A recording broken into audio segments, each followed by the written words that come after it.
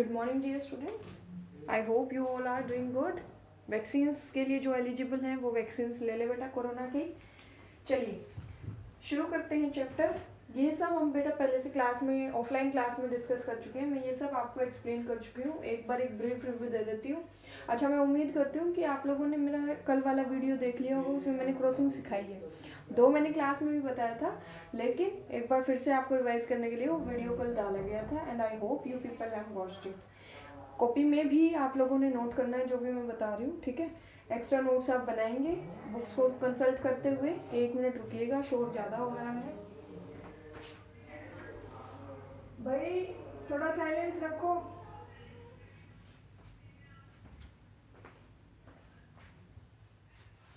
चलिए बेटा, चैप्टर का नाम है हेरिडिटी एंड एवोल्यूशन। हेरिडिटी यानी कि इनहेरिटेंस, ठीक है। हेरिडिटी यानी कि जो हमें हमारे पेरेंट्स से जेनेटिक मेकअप जो है नेचुरली मिला है वो हेरिडिटी कहलाता है। इवोल्यूशन यानी कि जो स्टेटस हमारा है, जेनेटिक मेकअप हमारा है, उसको इवोल्यूशनाइज करना, उसको इम्प्रूव करना, उसको मॉडर्नाइज करना इज इवोल्यूशन, ठीक है। Evolution is second part of this chapter and heredity is first part of this chapter. और पहले हम हेरिडिटी को आज इसमें कवर कर लेंगे। क्लास थोड़ी फास्ट होगी क्योंकि ये सब हम पढ़ चुके हैं पहले से, ठीक है। तो बेटा पहले आती है टर्म हेरिडिटी। हेरिडिटी और कुछ भी नहीं है, it is the transfer, the process of transferring the traits from parents to the progeny. देखिए बहुत सारी जगह हमें देखने को मिलता है डेफिनेशन में, from one generation to another generation. वहाँ बेटा अनदर जनरेशन लिखना गलत है, नेक्स्ट जनरेशन लिखोगे वो सही होगा, ठीक है। अनदर जनरेशन आपके दादा दादी का हमारे तक थोड़ी आएगा डायरेक्टली, वो पेरेंट्स के थ्रू ही तो होके आएगा। तो हेरिडिटी क्या है? The process of transferring traits from parents to progeny is known as heredity. और बेटा किस में देखने को मिलता है? ये देखता है हमें सेक्सुअल रिप्रोडक्शन में। जो एसेक्सुअल रिप्रोडक्शन है, it involves only one person, one organism और वन पेरेंट। सेक्सुअल रिप्रोडक्शन में fusion of gametes from 2 different organisms takes place. अच्छा, सेक्सुअल रिप्रोडक्शन के अंदर बेटा वेरिएशंस होने के चांसेस ज़्यादा हैं। क्यों? क्योंकि 2 लोगों का जेनेटिक मेकअप इन्वॉल्व है। ये कॉम्प्लेक्स प्रोसेस है सेक्सुअल रिप्रोडक्शन, इसी वजह से इसमें वेरिएशन होने की, माँ बाप से ज़्यादा डिफर करने की टेंडेंसी हमें देखने को मिलती है। अच्छा, नेचर का एक रूल है बेटा, जो भी अननेचुरल जेनेटिक मेकअप होता है ना जिस बेबी में, उसको नेचर ऑटोमेटिकली रिजेक्ट कर देती है, ठीक है। बॉडी इस तरह से डिज़ाइन है कि अगर किसी डेवलपिंग फीटस के अंदर, डेवलपिंग एम्ब्रियो के अंदर जो रिक्वायर्ड जेनेटिक मेकअप है उसके अलावा कोई गड़बड़ वाला मेकअप है, जेनेटिक मेकअप है, कुछ गड़बड़ वाले जीन्स हैं, तो वो फीटस, वो एम्ब्रियो मदर के अंदर ही डिस्ट्रॉय हो जाता है। ऐसे एम्ब्रियो की प्रेगनेंसी मिसकैरेज हो जाती है, ठीक है। तो नेचर ने बड़ी खूबसूरत तरीके से धरती को रचाया बेटा, और देखो कितना कॉम्प्लेक्स है सारी चीज़ें, ओके, लेकिन फिर भी स्मूथली दुनिया चल रही है ना। तो सेक्सुअल रिप्रोडक्शन में हमें वेरिएशंस देखने को मिलती हैं। वेरिएशंस अच्छी भी हो सकती हैं, बुरी भी हो सकती हैं। अच्छी किस सेंस में कि वेरिएशंस की वजह से हम नेगेटिव एनवायरमेंटल चेंजेस को, नेगेटिव एनवायरनमेंट को सहन करने की क्षमता हमें हो सकती है। सेक्सुअल रिप्रोडक्शन में जो वेरिएशन के थ्रू जो वेरिएशन आती है वो नेगेटिव इसलिए हो सकती है कि हो सकता है कोई ऐसी म्यूटेशन हो जाए, कुछ डीएनए में ऐसा चेंज हो जाए जो इंसान के लिए हार्मफुल हो और पॉपुलेशन उससे खराब हो जाए, ठीक है, कोई बीमारी फैल जाए इंसानों के अंदर। चलिए नेक्स्ट है जीन। जीन मैंने आपको बताया था, it is the basic functional unit of heredity. आपके अंदर जितना भी जेनेटिक मेकअप है बेटा वो सभी आपके काम का नहीं है। जितना भी डीएनए आपके अंदर है वो पूरा आपके इंटरेस्ट का नहीं है। ओनली अ फ्यू परसेंट, मतलब hardly 8 to 9% of DNA is of our interest. उसमें जीन्स मौजूद हैं, उसमें ऐसे डीएनए सीक्वेंसेस मौजूद हैं जो हमारी बॉडी को डिज़ाइन करते हैं। बाकी सब वेस्ट डीएनए है, जंक डीएनए है, ठीक है। तो जीन्स क्या है? Genes are the functional unit of heredity, इसी से सब हो रहा है। And every gene controls one or several functions. अच्छा, अब ये आप मुझे बताएंगे कि जो जीन्स, जो फंक्शंस किसी एक जीन से कंट्रोल होते हैं उनके लिए क्या टर्म यूज होती है, और जो फंक्शंस मल्टी जीन से कंट्रोल होते हैं उनके लिए क्या फंक्शंस होते हैं। एक ब्रीफ तुम्हें दे देती हूँ हिस्ट्रीज का बैकग्राउंड, जो बच्चे ऑफलाइन क्लासेस अटेंड नहीं कर पाए थे। ह्यूमंस के अंदर बेटा 23 पेयर्स होते हैं, 23 पेयर्स का मतलब किसके, क्रोमोसोम के, ठीक है। 23 का मतलब हर जोड़े में 2, यानी कि टोटल 46 क्रोमोसोम्स होंगे, ठीक है बेटा। क्रोमोसोम 1 जब मैं बोलती हूँ पेयर ऑफ क्रोमोसोम 1, तो यानी कि इसमें 2 क्रोमोसोम्स की बात हो रही है, ठीक है। क्रोमोसोम्स आर लाइक दिस, ठीक। ऐसे करके chromosome 1 2 3 4 up to chromosome number 23, pair 23। Chromosome जो 23 पेयर है, पेयर नंबर 23 है बेटा, ये सेक्सोसोम्स कहलाते हैं। क्या कहलाते हैं? Sexosomes. Means these determine the sex of the child or the body or the cell from which organism it has been taken। अच्छा, कैरियोटाइपिंग के थ्रू बेटा आप कैरियोटाइपिंग के थ्रू क्रोमोसोम्स की स्टडी करते हैं कि क्रोमोसोम्स में कोई खराबी तो नहीं है, ठीक है, कोई क्रोमोसोम हमारे अंदर मिसिंग तो नहीं है। अच्छा, ये एक क्रोमोसोम फादर से आता है, एक क्रोमोसोम आपकी मदर से आता है, ठीक है। That is why you resemble both of them. लेकिन इनकी कॉपिंग डबल स्ट्रैंडेड है ना बेटा, इनके अगेंस्ट स्ट्रैंड्स कौन बनाएगा? चाइल्ड खुद बनाएगा, इसीलिए वेरिएशंस आती हैं। I hope I am clear till here. Karyotyping में क्या होता है बेटा, सभी क्रोमोसोम्स को सेल के अंदर से निकाला जाता है और सीक्वेंस वाइज अरेंज किया जाता है पेयर्स के साथ में, जैसे ये है, ठीक। अच्छा, जो क्रोमोसोम 1 है वो लार्जेस्ट है साइज में और इसमें सबसे ज्यादा जीन्स मौजूद है, जो सबसे ज्यादा फंक्शंस के लिए ये कोड करता है। जो लास्ट क्रोमोसोम्स हैं ये सबसे छोटे क्रोमोसोम है और वाई क्रोमोसोम इन सभी क्रोमोसोम्स में से 46 क्रोमोसोम्स में से सबसे छोटा होता है, साइज में भी और नंबर ऑफ जीन्स में भी। I hope this is clear. अब जैसे बात कर लो क्रोमोसोम नंबर 3 की, जो पेयर 3 है बेटा उस पर ब्लड ग्रुप के लिए जीन्स होते हैं, ब्लड ग्रुपिंग के जीन्स होते हैं, ठीक है। So chromosomes are very important and they are a separate big field to be studied, ठीक है। आने वाले टाइम में जिस बच्चे का इंटरेस्ट है वो इसको अपने स्टडी का टॉपिक बना सकता है रिसर्च वगैरह के लिए, ठीक है। बडिंग रिसर्चर्स, चलिए तो आप मुझे बताएंगे पहला क्वेश्चन आज का कि वो फंक्शंस जो एक जीन से कंट्रोल होते हैं उन्हें क्या बोलते हैं, और जो एक से ज्यादा जीन्स जिनको चाहिए कंट्रोलिंग के लिए वो क्या कहलाते हैं, ठीक है, उन फंक्शंस को क्या कहते हैं। नेक्स्ट आते हैं Mendel ji. Mendel one of the most reputed scientist in the field of biology. He was a researcher and he is known as father of genetics. Mendel ने बेटा he was a monk, Austrian monk, Austria से belong करते थे। इन्होंने Ps के ऊपर पीजियम sativum, देखो क्या बोलेंगे, Mendel was an Australian monk, ठीक है, and he worked on pisum sativum. जब भी नोटबुक में आप साइंटिफिक नेम लिखते हो बेटा तो साइंटिफिक नोमेनक्लेचर है, राइटिंग स्टाइल है, उसमें लिखेंगे। किसने दिया था? कार्ल लिनस ने दिया था, ठीक है। अच्छा, इन्होंने क्या बताया था कि जब भी आप नाम लिखोगे तो first word capital, first alphabet capital होगा, सेकंड अल्फाबेट स्मॉल होगा। अगर आप इसको नोटबुक में लिख रहे हैं तो या तो आप इसको इटैलिक्स में लिखेंगे, otherwise you will write it down and underline it, okay, and you will be underlining them separately, fine. तो इन्होंने काम किया पीजियम सेटाइवम पे, ये होती है बेटा गार्डन पी, ठीक है, गार्डन पी। अब गार्डन पी को ही उन्होंने क्यों चूज किया? क्योंकि बेटा गार्डन पी क्या है, बड़ी आसानी से ग्रो कर जाती है, ठीक है, लिमिटेड टाइम में, लिमिटेड, एक मिनट भी, मम्मी रिकॉर्ड होने लग रहा है, शांत हो जाओ थोड़ा। गार्डन पी क्यों लिया गया? क्योंकि ये अपनी लाइफ साइकिल को बड़ी जल्दी कंप्लीट कर लेती है, it is convenient, can be easily grown and do not require much of care, fine.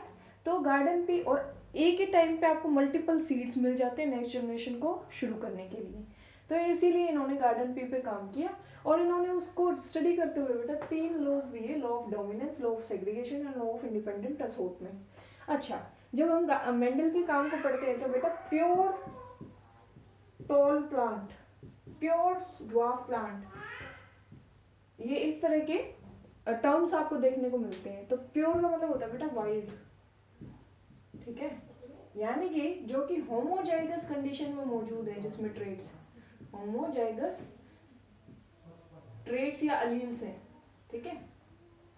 अच्छा देखो, होमो यानी कि सिमिलर,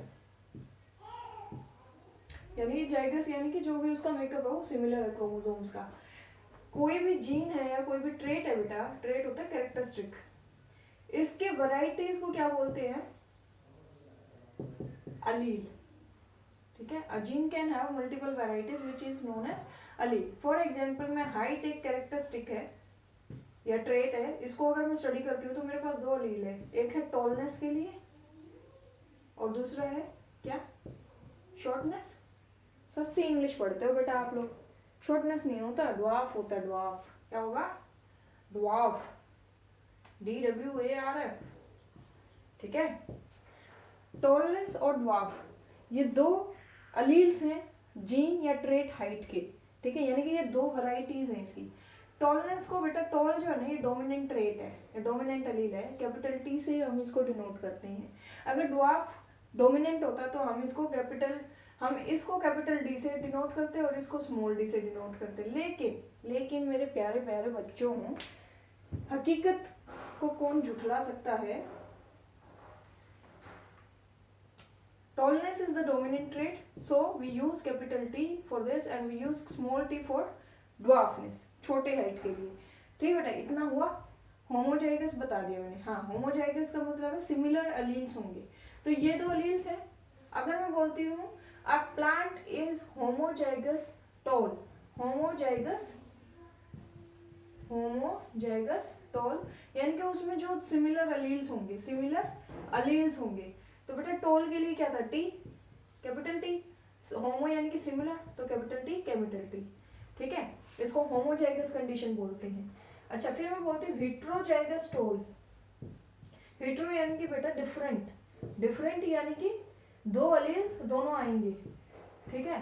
डोमिनेंट क्या होता है बेटा, जब जो कैपिटल मतलब जब कोई ट्रेट अपने आप को हर कंडीशन में शो करे, जहाँ कहीं भी वो मौजूद है वहाँ अपनी प्रेजेंस को शो करे, वो डोमिनेंट अलील होता है, डोमिनेंट ट्रेट होता है, ठीक है। होमोजाइगस रिसेसिव बोल दूंगी बेटा, होमोजाइगस रिसेसिव ट्रेट बोल दूं तो हमें समझ जाना है कि डोमिनेंट तो टॉलनेस है, रिसेसिव ट्रेट क्या था हमारा, ड्वार्फ। तो होमोजाइगस ड्वार्फ का मतलब हो जाएगा कि कॉमन है दोनों अलील्स, स्मॉल टी होगा। फाइन, आई होप ये आपको क्लियर है। अभी और आगे डिस्कस करेंगे डोमिनेंट ट्रेट्स में। बेटा हो गया ना, समझ आया, सब बता तो दिया ना। Pure tall plant, wild homozygous alleles, similar gene trait varieties alleles कहलाती हैं। हाइट, टॉल और ड्वार्फ दो तरह के ओकेस। हाँ, हो गया। चलिए बेटा जी, तो मेंडल ने जो प्लांट्स लिए ना बेटा, उनकी एक खासियत थी, उसने सभी प्योर प्लांट्स का इस्तेमाल किया फर्स्ट जनरेशन में।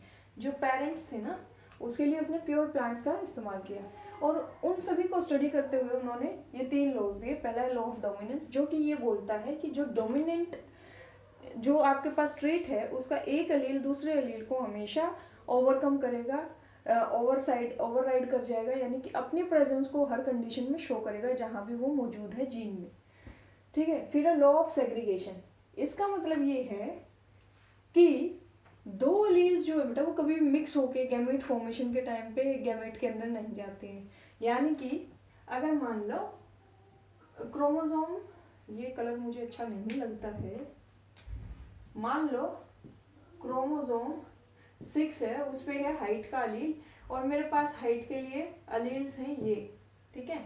इसका होने का मतलब है कि बेटा ये एक क्रोमोसोम पे है, फादर से आ रखा है, और ये एक क्रोमोसोम पे मदर से आ रखा है, ठीक है। लेकिन जब गैमेट फॉर्मेशन होगा, ये जिस बंदे के अंदर, ये जो चाइल्ड है, जब ये बच्चा अपनी प्रोजेनी तैयार करेगा, अपने फिलियल तैयार करेगा, अपने बच्चे तैयार करेगा, तो जो इसमें गैमेट्स बनेंगे ना बेटा, उसमें ये कैपिटल T तो एक गैमेट के अंदर जाएगा, अगर लड़का है तो स्पर्म के अंदर जाएगा, अगर लड़की है तो ओवा के अंदर जाएगा, और ये एक T अलग ओवम के अंदर, अगर अलग स्पर्म या ओवम के गैमेट के अंदर जाएगा, ठीक है। तो वो ये कह रहा है कि ये दोनों मिक्स होके नहीं आ सकते, ठीक। टॉलनेस का अलग से जाएगा अलील और शॉर्टनेस का अलग से अलील जाएगा, ठीक। अगर होती है इसकी कंडीशन ये, तो एक स्पर्म कैरी करता है ये, और दूसरा स्पर्म कैरी करता है ये, ओवा कैरी करता है ये, ओवा कैरी करता है ये। ठीक है बेटा, I hope this is clear. आगे चलते हैं। अच्छा, फिर है लॉ ऑफ इंडिपेंडेंट असॉर्टमेंट। बोल रहे हैं मेंडल जी कि अगर कोई बच्चा मान लो लंबा है और उसके बाल काले हैं, अगर कोई बच्चा लंबा है और उसके बाल काले हैं, तो जरूरी नहीं कि जो उसके बच्चे होंगे, उस बच्चे के बच्चे होंगे, उनकी अगर हाइट लंबी हुई तो बाल भी काले होंगे।